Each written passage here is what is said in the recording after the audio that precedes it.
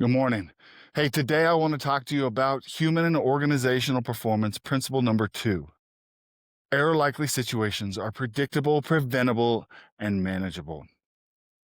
And if we can predict, manage, and prevent error likely situations, then we shouldn't be upset at our people when they do make mistakes or they find themselves in an error likely situations and bad things happen.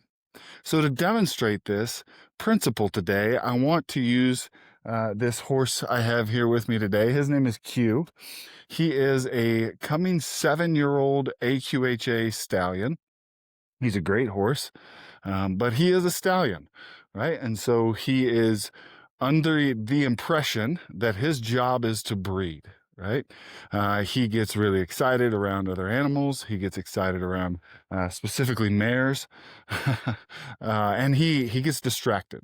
So I want to show you a little job that he has sometimes when I'm working with him. First one is he has to back up. He's doing good there. I want to show you a little job that he has sometimes and how well he can demonstrate this task and his proficiency in this task when the pressure is low. Okay, so here we go. His job is just going to be to come out here, and when I ask him, I want him to move over to my left, move through, get to my shoulder, stop, and then move back over to the right. Okay, real simple. I can do this. I'm going to ask him, and then I'm going to tell him. He's going to move through.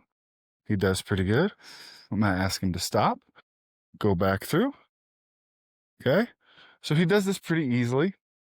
Right. So now I'm going to put him in an error likely situation.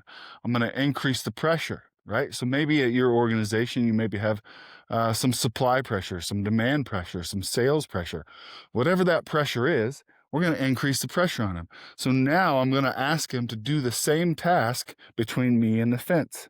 All right. So there's a little bit of pressure on him because the fence makes things a little tighter. I'm not going to back off. See how he's a little more unwilling. He's a little slower to do it. He's kind of hesitant. He's thinking about it. Okay. I'm going to increase the pressure on him. Come on. See, he's a little hesitant. He doesn't necessarily want to come through nice and clean. Okay. See, he's hesitant. He doesn't quite think he's going to make it. I tell him it's okay. Come on. I'm going to put the pressure on him. Okay. He's doing pretty good. All right, but you notice he's not nearly as confident in this higher pressure situation.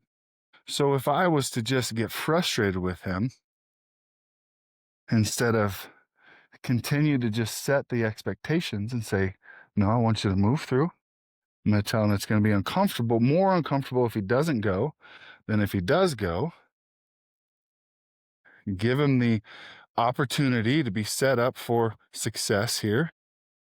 All right. We've talked about some of the leadership techniques and principles we use in the past, right? And in other videos, we want to just set the expectations, set the boundaries, set him up for success. But the biggest thing is when he does commit an error and he doesn't go through correctly, I don't get upset. I don't get frustrated at the horse, right? I just continue to stay consistent and I continue to tell him my expectations as clearly as I can and give him the opportunity to be successful. Now, he's going to make mistakes, but for me to blame him and be frustrated at him is not fair to him. It's not fair to our people, right? We're increasing pressure, we're increasing speed, right? So maybe you have time pressure.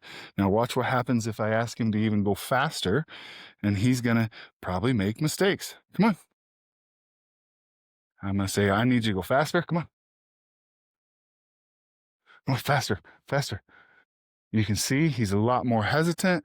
He's like, hey, what is going on here? He rushes, okay, instead of just going just a little bit faster. That's better. That's the energy I actually want. I'm going to release him and tell him, good job. So you can see when we increase the likelihood of his error rate, he end up committing an error, right?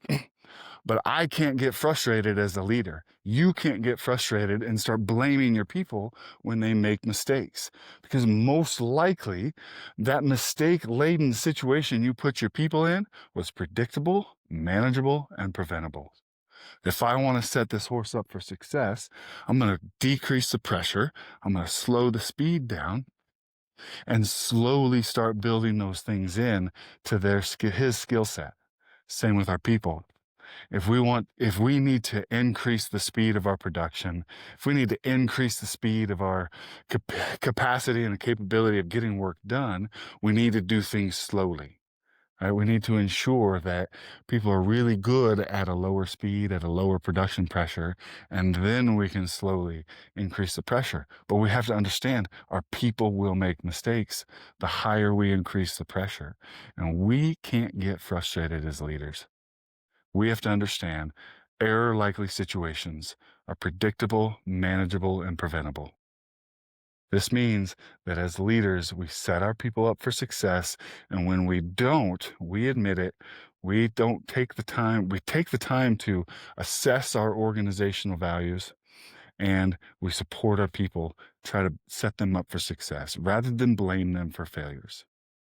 Hey, I hope this video helped. If you have been enjoying these horse and equine-based hop lessons, please like, follow, share, subscribe, whatever you want to do. I'd really appreciate it. But mostly, if you could just share this with somebody that you know might benefit from this lesson, that would help me out the most, help out this community of organizational learning the most. I really appreciate it, and thanks for watching. See you next time.